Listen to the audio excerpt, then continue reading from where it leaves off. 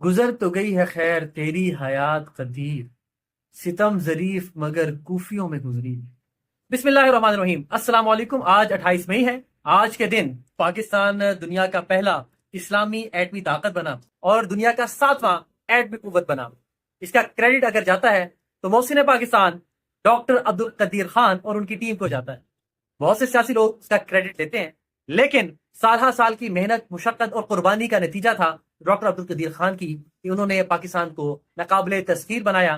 آج اگر پاکستان ناقابل تسخیر ہے تو اللہ تعالیٰ کے خاص فضل و کرم، نبی رحمت محمد مصطفیٰ صلی اللہ علیہ وسلم کی رحمت و شفقت اور ڈاکٹر عبد القدیر خان کی انتھک محنت، جس کی بدولت انہوں نے پاکستان کو ایٹمی قوت بنایا، اس وجہ سے پاکستان ناقابل تسخیر ہے۔ لیکن مسئلہ یہ ہے، المیہ یہ ہے کہ ہم نے ہمیشہ اپنے ہیروز کی بے توقیری کی، احسان فراموش ہم نکلے، اور جو قدر ہمیں کرنی چاہیے تھی ان کی، ہم نے وہ قدر نہیں کی۔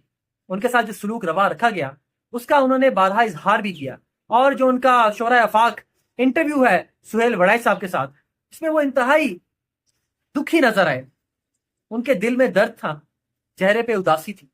اور جب سہیل وڑائی صاحب نے ان سے پوچھا کہ آپ کو زندگی میں کسی بات کی پشیمانی بھی ہے، انہوں نے کہا مجھے زندگی میں سب سے بڑا دکھ اور ریگریٹ اگر ہے تو اس قوم کی خدمت کرنے کا۔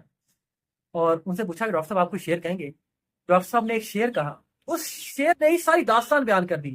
انہوں نے کہا گزر تو گئی ہے خیر تیری حیات قدیر، ستم ظریف مگر کوفیوں میں گزری۔ انہوں نے اس ملک کے باسیوں کو، مقتدر لوگوں کو کوفیوں سے تشبیہ دی۔ اس سے آپ اندازہ لگا لیں کہ ان کے ساتھ کتنا ابتر سلوک کیا گیا ہوگا، کتنا ان کا دل دکھایا گیا ہوگا۔ سو آج ہم کو خراج تحسین پیش کرتے ہیں، وہ ہمارے ہیرو تھے، ہیرو ہیں اور ہیرو رہیں گے۔ 28 میں یوم تکبیر کے طور پر منایا جا رہا ہے۔ پورے پاکستان کو مبارک ہو۔ انشاءاللہ پاکستان ناقابل تسخیر تھا، ہے اور رہے گا۔